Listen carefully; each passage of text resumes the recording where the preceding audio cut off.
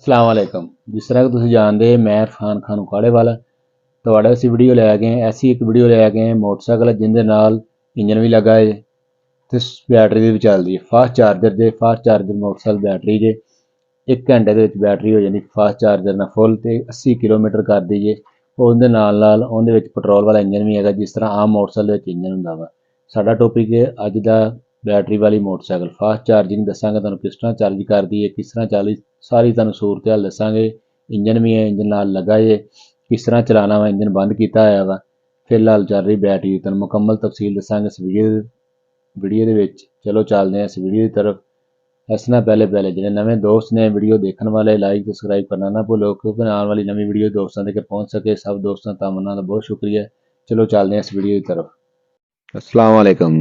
लो sir तुसी देख रहे हैं इरफान उकाड़ा मोटरसाइकिल मकैनिक यूट्यूब चैनल तुहाडे वास्ते लै गए एक ऐसी मोटरसाइकिल जिंदे नाल इंजन भी लगा है और बैटरी ते भी चलदी। चेक करो यह इंजन जे इंजन चेक करो इंजन जिद्दे स्टार्ट नहीं है कारपोरेटर पेट्रोल तिकर दा पाइप नहीं लगा तुहाडे सामने कारपोरेटर देखो पेट्रोल तिकर दा पाइप नहीं लगा इंजन अजे तक स्टार्ट नहीं किया इंजन ने मुकम्मल किया है बंद। यह चल रहा है बैटरी ते 1 घंटा चार्ज करना चलदी है 80 किलोमीटर चलदी है। तुहानूं सारी दसने तारां किस तरह जा रही हैं ते कित्थों जा रही हैं। यह मोटरसाइकिल जे उस तरह ही टैंकी टापे उस तरह ही नंबर लगा है मोटरसाइकिल नूं। दो ऑप्शन ने इहदे विच एक इंजन लगा है इहदे विच दूसरा इहदे विच बैटरी लगी ज़्यादा बैटरी चल रही है इंजन स्टार्ट तिकर नहीं कीता। साढ़े को वर्कशॉप चाहिए टायर चेंज करवाने वास्ते तुहानूं दिखाने दी तारां कित्थों जानियां चार्ज किस तरह आंदा ते की फंक्शन है सारा चेक करवाने तुहानूं। चेक करो पिछला व्हील खोलिया आंदा गाड़ी चैन दी गरारी भी लगी चैन तिकर नहीं चढ़िया इहनूं चेक करो चैन तिकर नहीं चढ़िया इहनूं गरारी लगी तुहानूं खोल के चैन कवर चेक कराता चैन नहीं चढ़िया क्योंकि इंजन नहीं चल रहा। चेक करो तारां जा रही थल्ले नूं व्हील दे विच तारां जा रही चेक करो तारां जा रही व्हील दे विच सिर्फ मोटर पिछले व्हील च लगी है बैटरी मोटरसाइकिल चलती है। गियर लीवर वाल जाओ गियर लीवर नूं काबला ला के बंद किया कोई बच्चा गियर ना ला दे। ठीक हो गया चेक करो क्लोज करके देख लो गियर लीवर नूं बोल्ट लगाया है तो बच्चा गियर शेयर ना ला दे। वो गियर लीवर भी बंद किया चैन एक बार फिटिंग करांगे तुहाडे सामने गरारी लगी चैन नहीं चढ़ी। हो सकता अक्सर बंदा कहता है गड्डी स्टार्ट रेसां दे के दिखा रहे हैं। यह चेक करो चैन नहीं लगी ठीक है ना चैन तो बगैर ही मोटरसाइकिल नूं चैन नहीं लगी।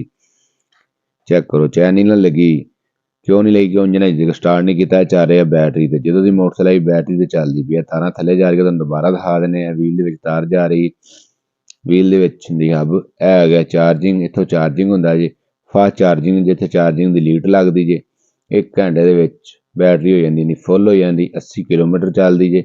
यह हब जे यह पिछली हब जे मोटर वाली यह तार उपर जा रही है हुण दसावांगे चलनी किस तरह। चाबी लाई सुचदी चाबी लगा के आंदी उस तो बाद इंडिकेटर इशारे वगैरह सारे सेम उस तरह ही चलते हैं। चेक करो इशारे चल रहे हैं परली साइड वाला इशारा चेक करो वो चलेगा इस तरह ही चलेगा। यह मोटरसाइकिल हैगी हीरो स्टार मोटरसाइकिल जे डबल कम जे इंजन भी जे इनू ते बैटरी ते भी है। चेक करो आ रेस देंगे सुच लगाया तुहाडे सामने रेस लवांगे व्हील घूमन लग पेगा। चेक करो व्हील घूम रहा है इहदा कोई गेयर नहीं गा कोई चीज़ नहीं सिर्फ रेस के कनैक्शन जे रेस दोगे मोटरसाइकिल दौड़ पेगी अगर रेस बंद करोगे मोटरसाइकिल खड़ी हो जाएगी। कोई क्लच वगैरह नहीं है क्लच हुंदा इंजन वाली मोटरसाइकिल बाकी तुहानूं कारपोरेटर दोबारा नज़र मरवाने दिखाने तुहाडे ज़हन च शायद गड्डी स्टार्ट करके रेसां दे रहा व्हील घूम रहा तुहाडे सामने गड्डी स्टार्ट नहीं होगी गियर लीवर तुहाडे सामने बुल लगा है। यह कारपोरेटर जी तुहाडे सामने कारपोरेटर का पैप वैसे नहीं लगा चेक करो क्लोज करके तुहानूं दिखा देने चेक करो हले वैसे पेट्रोल पैप नहीं लगा इंजन बंद है जिस तक स्टार्ट नहीं होया। ठीक हो गया।